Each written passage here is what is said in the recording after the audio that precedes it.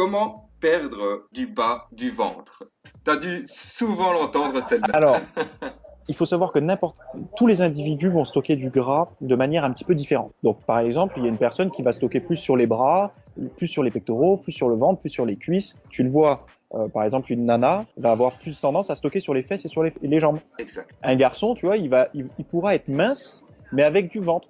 Ouais, c'était mon cas aussi. Voilà, donc tu vois, si tu veux, qu'il y a ces inégalités. Même les hommes entre eux peuvent avoir, il y a des mecs qui vont stocker dans les fesses et d'autres sur tout le corps. Enfin, tu vois, il y a ces répartitions graisseuses qui sont aléatoires. Il faut savoir une chose, c'est que quand tu vas faire un régime pour perdre du poids, cette zone où tu stockes principalement du gras sera la dernière à sécher. Oh! Tu vois, les gens vont te dire, on sèche pareil partout, le taux de gras diminue partout. Ok, mais si tu as une répartition graisseuse qui est plus élevée, par exemple sur le ventre que sur les bras, même si tu perds pareil partout, ben, vu que tu en avais plus à la base sur le ventre, forcément, il t'en restera plus à la fin de ta sèche aussi. Aïe, aïe, Tu aïe, vois, aïe, aïe, aïe, aïe. le ventre, tu vois, les personnes qui stockent beaucoup sur le ventre, je vais faire simple, on va voir, par exemple, l'entraînement des abdominaux. Il y en a qui vont dire qu'il faut faire plein d'abdominaux pour sécher. Si tu fais que ça marchera pas. Par contre, si tu fais ça plus une diète, ça va être mieux que si tu fais que la diète. Souvent, les personnes qui ont du gras sur le ventre, quand je leur demande, mais tu travailles combien de fois les abdos par semaine? Ah, bah, vite fait, de temps en temps, quand j'y pense. Oh, tu veux des abdos, mais tu ne les travailles pas. Comment c'est quoi? Tu vois qu'il y a un problème quand même. Ah, mais quand on sèche, ça va apparaître naturellement. Ouais, mais non. Faut se dire une chose, c'est que plus tes abdominaux seront volumineux, moins tu auras besoin d'être sec pour qu'on les voit, Ah, puisqu'ils oh! seront épais, tu vois. Wow.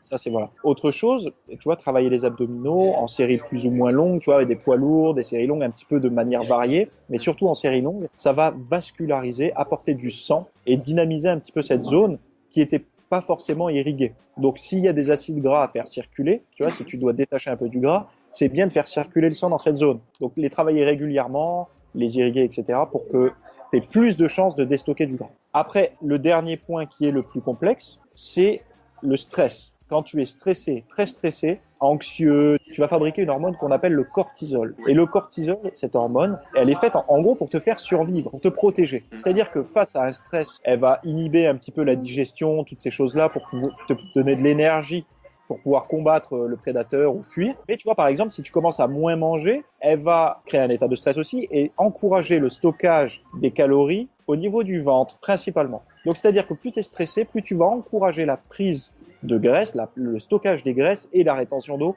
au niveau abdominal. Oh là là là là. Eh ben ça, je savais pas du tout. Oh Parce là que là. t'es pas dans la zone membre, c'est pour ça.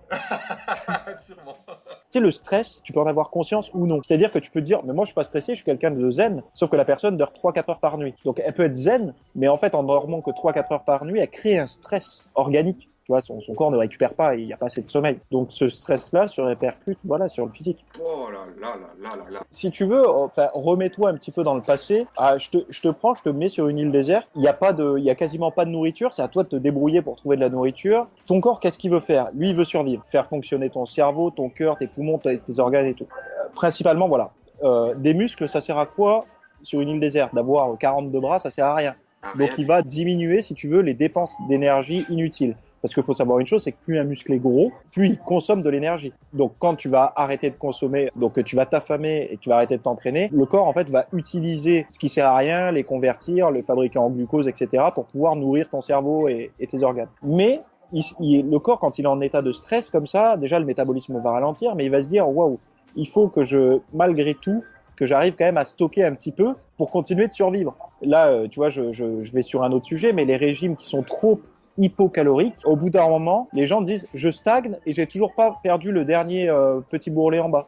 Ah Ben oui. parce que leur métabolisme il a tellement ralenti parce qu'ils nourrissaient pas assez qu'au bout d'un moment il s'est verrouillé à une vitesse. Les gens ils sont tout le temps fatigués, ils n'arrivent plus à pousser ni rien et ils commencent à prendre du gras parce qu'en fait leur métabolisme s'est adapté à la quantité d'énergie consommée, tu vois. Donc peu d'aliments et ils vont quand même fabriquer du gras avec ça. Donc la solution pour ces personnes-là, c'est de tout doucement remonter l'apport énergétique, tu vois, sous forme de calories, mais vraiment lentement, parce que sinon elles vont faire beaucoup de gras d'un coup, pour pouvoir réhabituer le métabolisme à retrouver une vitesse assez rapide, et par la suite recommencer un petit régime, mais ne surtout pas oublier de faire des rebonds, comme ça, comme je dis souvent, pour pouvoir indiquer, entre guillemets, ça c'est très schématique, indiquer à l'organisme qu'il n'y a pas de pénurie alimentaire, pénurie calorique. Tu vas lui faire croire, bon, Ok, je t'en ai pas donné beaucoup pendant la semaine. Là, regarde, je te nourris, t'inquiète, il y a encore à manger dans le frigo. Yeah.